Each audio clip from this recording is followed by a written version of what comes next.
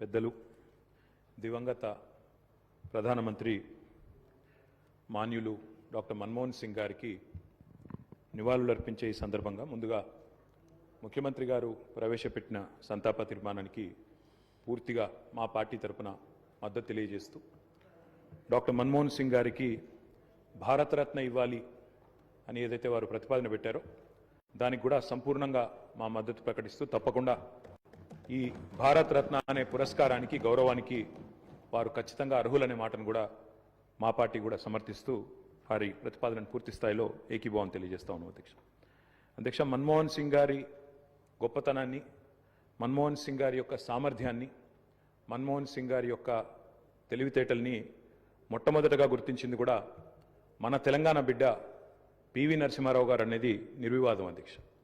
PV Narasimha Rao గారు ఆనాడు ప్రధానమంత్రిగా భారతదేశానికి ఎన్నికైన తర్వాత సాధారణంగా ఈరోజు వింటుంటాం అధ్యక్ష, లాటరల్ ఎంట్రీ అని, అంటే రాజకీయాలతో సంబంధం లేని వ్యక్తులను కూడా మనం రాజకీయాల్లో ముఖ్యంగా ప్రభుత్వాలలో ముఖ్యమైన పాత్రల్లో తీసుకురావడాన్ని లాటరల్ ఎంట్రీ అంటారు అధ్యక్ష.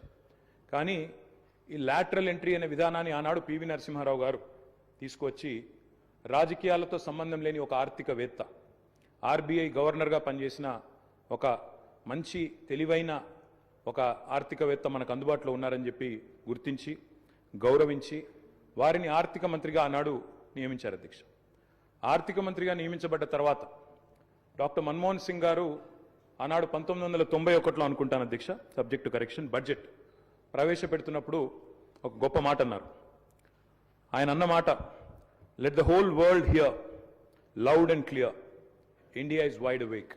అంటే ప్రపంచం మొత్తం వినాల్సిన సమయం వచ్చింది, నా దేశం మేల్కొని ఉంది అనే మాట ఆనాడు ఒక ఆర్థికవేత్తగా ఆర్థిక సంస్కరణలు ప్రవేశపెట్టే సందర్భంలో డాక్టర్ మన్మోహన్ సింగ్ మాట్లాడిన మాట అధ్యక్ష.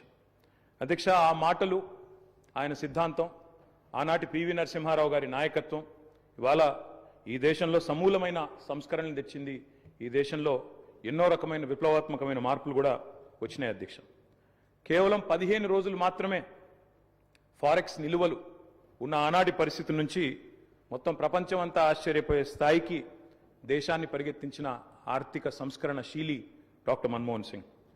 అనవసరపు డాంబికాలు, అనవసరపు ఆర్భాటాలు లేకుండా, హడావుడి లేకుండా సింపుల్ లివింగ్, హై థింకింగ్ అనే మాటకి పర్యాయ పదంగా డాక్టర్ మన్మోహన్ సింగ్ గారిని మనం చెప్పుకోవచ్చు అధ్యక్ష.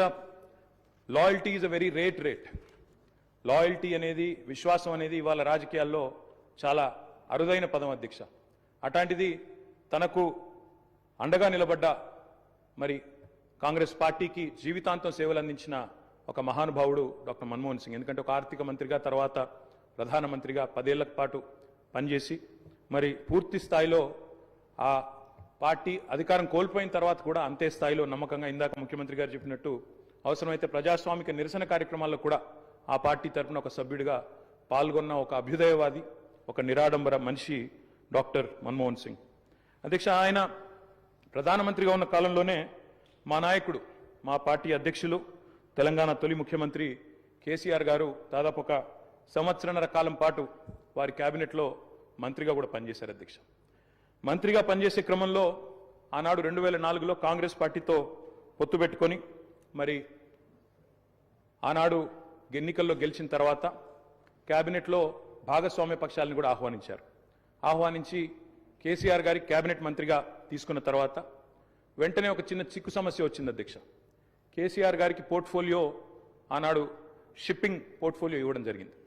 ఇస్తే వెంటనే డిఎంకే వాళ్ళు, అప్పుడు వాళ్ళు ప్రధాన భాగస్వామ్య పక్షం యూపీఏలో, వాళ్ళు వెంటనే అభ్యంతరం లేవనెత్తినారు. మీరు మాకు కమిట్మెంట్ ఇచ్చారు, మాకు ప్రామిస్ ఇచ్చారు, మీరు వెంటనే మరి వారికి ఎట్లా ఇస్తారో అని అభ్యంతరం పెడితే కేసీఆర్ గారు ఒక్క క్షణం కూడా సంకోచించకుండా వెంటనే మన్మోహన్ సింగ్ గారి దగ్గరికి వెళ్ళి, డాక్టర్ గారు నేను వచ్చింది పదవుల కోసమో పోర్ట్ఫోలియోల కోసమో కాదు, నేను వచ్చింది నా తెలంగాణ కోసం అని చెప్పి వారికి తిరిగి ఆ షిప్పింగ్ పోర్ట్ఫోలియోని ఇస్తే ఆ రోజు మన్మోహన్ సింగ్ గారు అన్న మాట అధ్యక్ష, చంద్రశేఖరరావు గారు మీరు ఏ నిబద్ధతతో, ఏ సిద్ధాంతం కోసం, ఏ రాష్ట్రం కోసం అయితే వచ్చారో అది ఫలించాలి అని మనసారా నేను కోరుకుంటున్నాను.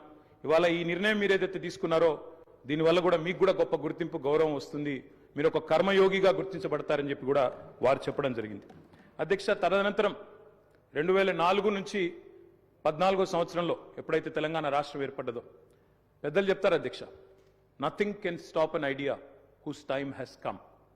అంటే ఒక గొప్ప ఆలోచనకు, ఒక అరుదైన సందర్భానికి సమయం వచ్చినప్పుడు ప్రపంచంలో ఏ శక్తి దాన్ని ఆపలేదు అధ్యక్ష.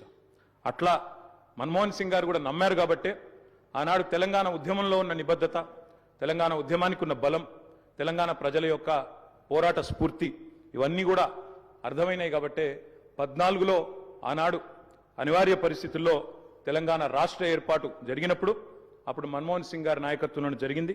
తప్పకుండా మేమందరం కూడా దాన్ని మర్చిపోము అధ్యక్ష.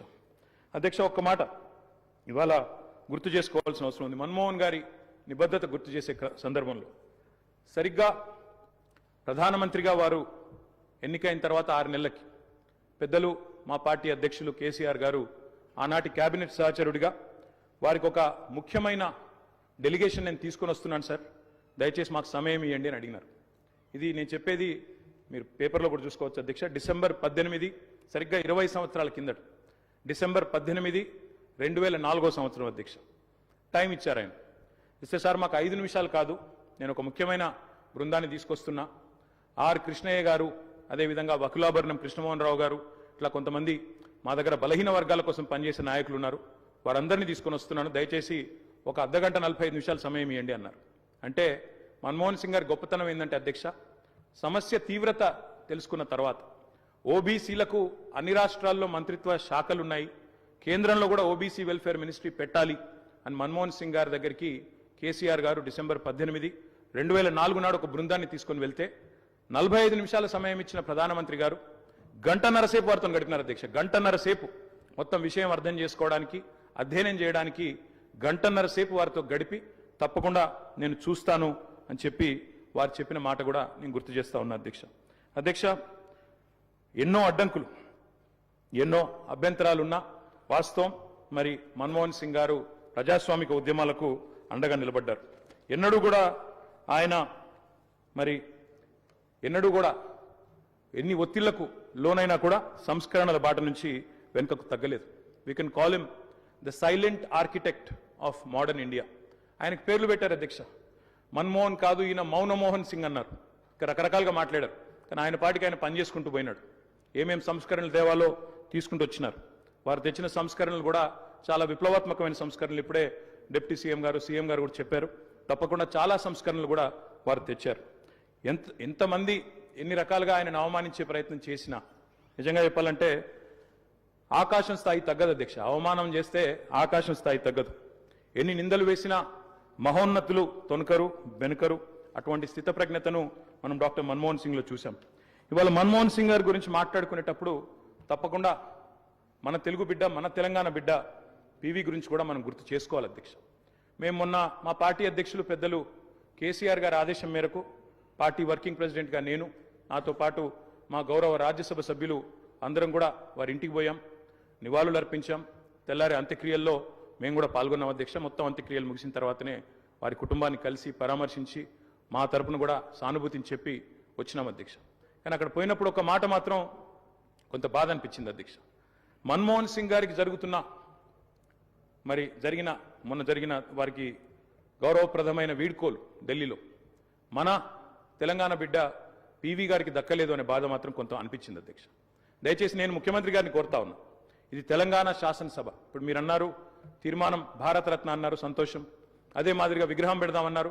తప్పకుండా ప్రభుత్వం ఎక్కడ వారు నిర్ణయిస్తే అక్కడ మేమందరం కూడా వస్తాం అధ్యక్ష. తప్పకుండా అట్లాంటి కార్యక్రమాల్లో కలిసి పాల్గొంటాం.